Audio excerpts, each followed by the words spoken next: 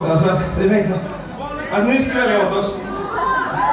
Men det är så tråkigt med såna här skriktävlingar, så jag tänkte att vi skulle ta en tystnadstävling. Det är helt idiotiskt egentligen. Det är inte så peppande, men vi tar en tystnadstävling. Den låten som jag läser upp som det blir tystast på. Den blir det. Okej, ni med?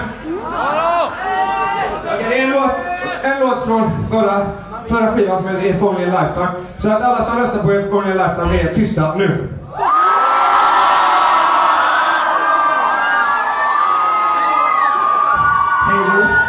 Det funkar inte överhuvudtaget. Alla som vill höra Hollow Heart är tysta nu.